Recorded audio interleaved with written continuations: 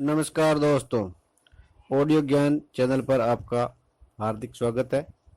आज हम 1858 के भारत शासन अधिनियम और 1861 और 1892 के भारत परिषद अधिनियमों के बारे में चर्चा करेंगे। तो आइए दोस्तों शुरू करते हैं। 1858 का भारत शासन अधिनियम। इस महत्वपूर्ण कानून का निर्माण 1857 के विद्रोह के बाद किया गया, जिसे भारत का प्रथम स्वतंत्रता संग्राम या सिपाही विद्रोह भी कहा जाता है। भारत के शासन को अच्छा बनाने वाला अधिनियम नाम से प्रसिद्ध इस कानून ने ईस्ट इंडिया कंपनी को समाप्त कर दिया और गवर्नरों, क्षेत्रों और राजस्व संबंधी शक्तियां ब्रिटिश राजशाही को हस्तांतरित कर दी। इस अधिनियम की विशेषताएं इस प्रकार है। इसके तहत भारत का शासन सीधे महारानी विक्टोरिया के अधीन चला गया। गवर्नर जनरल का पद नाम बदलकर भारत का वायसराय कर दिया गया। यह वायसराय भारत में ब्रिटिश ताज का प्रत्यक्ष प्रतिनिधि बन गया। लॉर्ड कैनिंग को भारत का प्रथम वायसराय बनाया गया। इस अधिनियम ने नियंत्रण बोर्ड और निदेशक कोर्ट समाप्त कर भारत में शासन की द्वैध प्रणाली समाप्त कर दी। एक नए पद भारत के राज्य सचिव का सृजन किया, जिसमें भारतीय प्रशासन पर संपूर्ण नियंत्रण की शक्ति निहित थी। यह सचिव ब्रिटिश कैबिनेट का सदस्य था और ब्रिटिश संसद के प्रति उत्तरदायी था। भारत सचिव की सहायता के लिए 15 सदस्यीय परिषद का गठन किया गया, जो एक सलाहकार समिति थी। परिषद का अध्यक्ष भारत सचिव को बनाया गया। इस कानून के तहत भारत सचिव की परिषद का गठन किया गया, जो एक निगमित निकाय थी और जिसे भारत और इंग्लैंड में मुकदमा करने का अधिकार था। इस पर भी मुकदमा चलाया जा सकता था। 1858 के कानून का प्रमुख उद्देश्य प्रशासनिक मशीनरी में सुधार था, जिसके माध्यम से इंग्लैंड में भारतीय सरकार का अधीक्षण और उसका नियंत्रण हो सकता था। इसने भारत में प्रचलित शासन प्रणाली में कोई विशेष परिवर्तन नहीं किया था।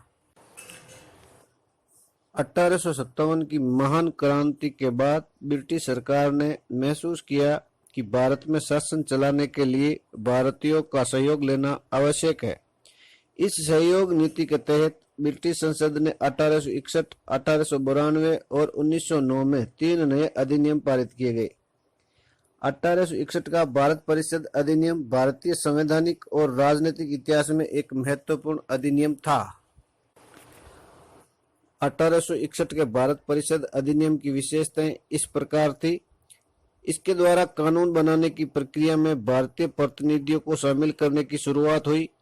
इस प्रकार वायसराय कुछ भारतीयों को विस्तारित परिषद में गैर सरकारी सदस्यों के रूप में नामांकित कर सकता था। 1862 में लॉर्ड कैनिंग ने 3 भारतीयों, बनारस के राजा, पटियाला के महाराजा और सर दिनकर राव को विधान परिषद में मनोनीत किया। इस अधिनियम ने मद्रास और बम्बई प्रेसिडेंसियों को विधायी शक्तियां पुनः देकर विकेंद्रीकरण की प्रक्रिया की शुरुआत की।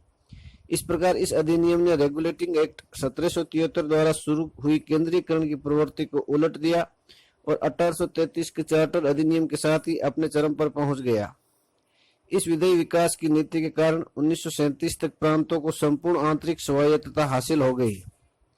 बंगाल, उत्तर पश्चिम सीमा प्रांत और पंजाब में क्रम से 1862, 1866, 1897 में विधान परिषदों का गठन हुआ। इसने वायसराय को परिषद में कार्य संचालन के लिए अधिक नियम और आदेश बनाने की शक्तियां प्रदान की। इसने लॉर्ड कैनिंग द्वारा 1859 में प्रारंभ की गई पोर्टफोलियो प्रणाली को भी मान्यता दी। इसके अंतर्गत वायसराय की परिषद का एक सदस्य एक या अधिक सरकारी विभागों का प्रभारी बनाया जा सकता था तथा उसे इस विभाग में काउंसिल की ओर से अंतिम आदेश पारित करने का अधिकार था। इसने वायसराय को आपातकाल में बिना काउंसिल की संस्तुति के अध्यादेश जारी करने के लिए अधिकृत किया। ऐसे अध्यादेश की अवधि मात्र 6 माह होती थी। अब आइए दोस्तों 1892 के अधिनियम की विशेषता देख लेते हैं। इसके माध्यम से केंद्रीय और प्रांतीय विधान परिषदों में अतिरिक्त गैर सरकारी सदस्यों की संख्या बढ़ाई गई। हालांकि बहुमत सरकारी सदस्यों का ही रहता था। इसने विधान परिषदों के कार्यों में वृद्धि कर उन्हें बजट पर बहस करने और कार्यपालिका के प्रश्नों का उत्तर देने के लिए अधिकृत किया। इसमें केंद्रीय विधान परिषद और बंगाल चैम्बर्स ऑफ कॉमर्स में गैर सरकारी सदस्यों के नामांकन के लिए वायसराय की शक्तियों का प्रावधान था। इसके अलावा प्रांतीय विधान परिषदों में गवर्नर को जिला परिषद, नगरपालिका, विश्वविद्यालय, व्यापार संघ, जमींदारों और चैम्बर ऑफ कॉमर्स की सिफारिशों पर गैर सरकारी सदस्यों को नियुक्त करने की शक्ति थी।